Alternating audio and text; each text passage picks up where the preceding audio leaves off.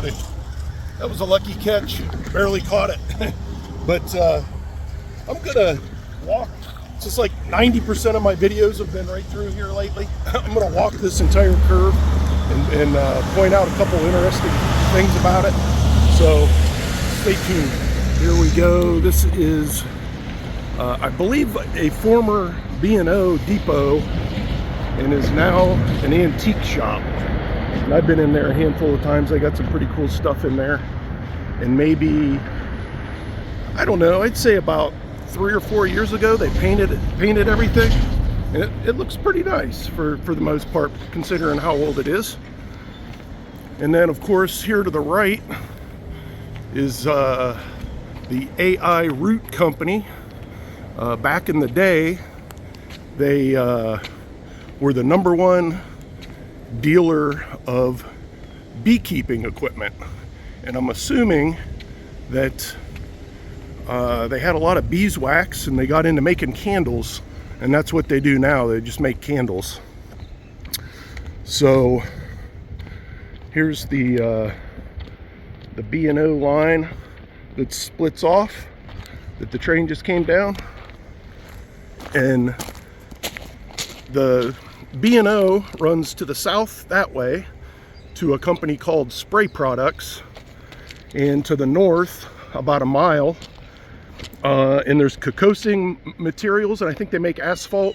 And then at the very end of the line is Osborne Materials, and they make concrete.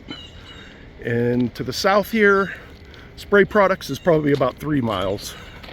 And then this is the connector line that connects down to the Wheeling and Lake Erie main line. And there's a pretty tight radius to this curve, and there's a pretty steep grade down through here. I'd be real curious to see a track chart to see what the grade is and what the radius of this curve is. But it runs through between the warehouse here for Root Candles and their main facility. And those tanks, they hold wax in to make their candles. But down through here is the B&O connector track. And it runs pretty tight up against these buildings. I always thought this was really neat, is the fact that this building is kind of curved right to the same radius as the tracks. And there's probably, I don't know, that's probably 7 foot between the rail and the building. And they came through here maybe 2 years ago and paved this thing. This used to be all gravel through here, but you can see down through here where the cars or the engines have scraped away at the asphalt, which is kind of neat.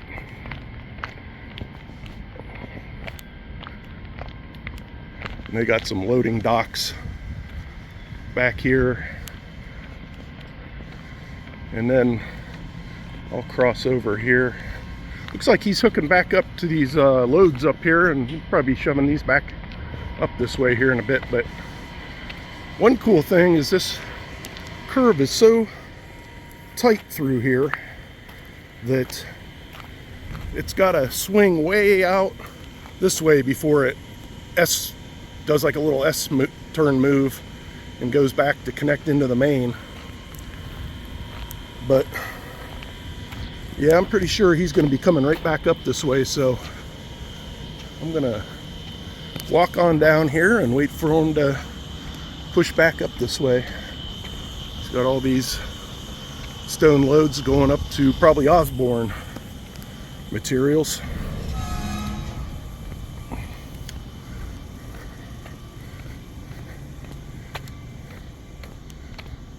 And there's the On Track for the Cure pink special car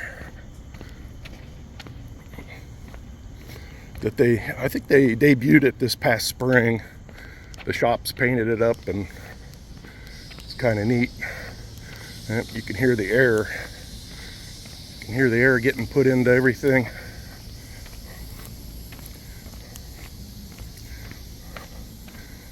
Get a look.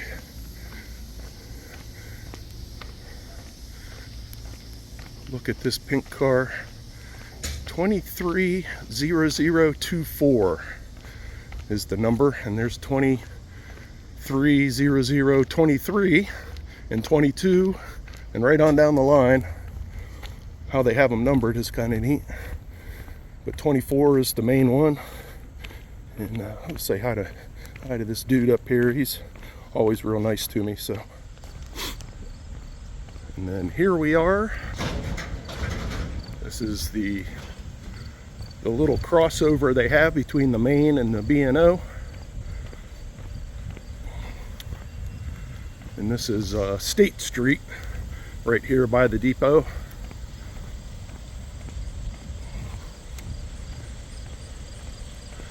Which they're going to have traffic backed up for a mile, I bet, by now.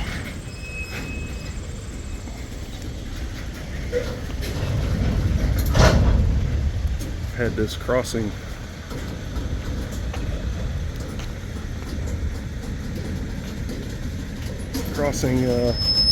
covered up for a while. So he's going to be pulling these stone loads off of the main line, coming through the crossover here, and then he's going to shove them back up the B&O. And you can see how much of a grade is up through there where we just were, and you can see that S turn in the curve to allow them the radius to make it around there, which I always thought was really neat. But I'm gonna walk back up this way and catch this guy coming up the B&O.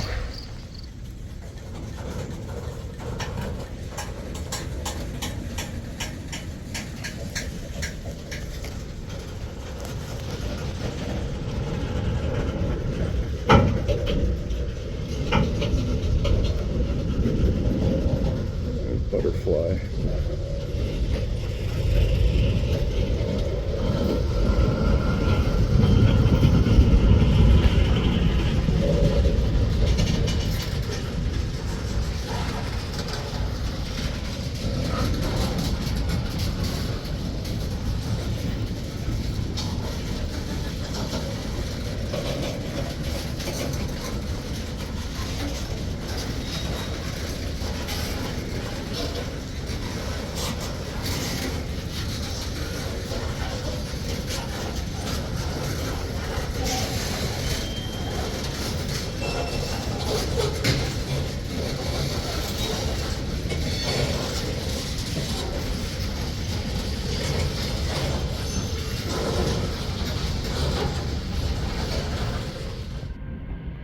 Giant hunk of wax.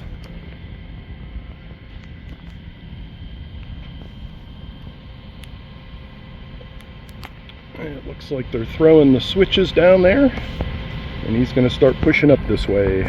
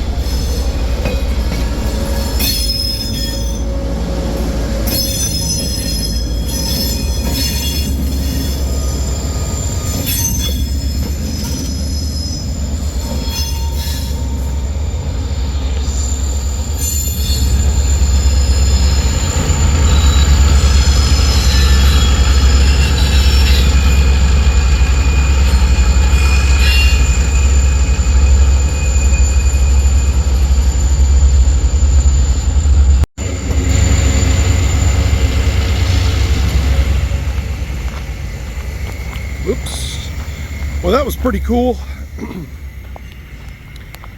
Always enjoy that. Glad I could give everyone a little tour of this interesting piece of trackage here. At least I find it interesting. I have a video from maybe 3 or 4 years ago where they had a little derailment right about where these concrete blocks are, and that was, I didn't catch the actual derailment, just I think the day after they were still cleaning it up and getting the car back on the track and stuff. So I think if you probably just search my channel for Medina derailment, you can find that video. But anyways, hope everyone found this as interesting as me, and I am going to continue on my walk. Have a great day, everybody.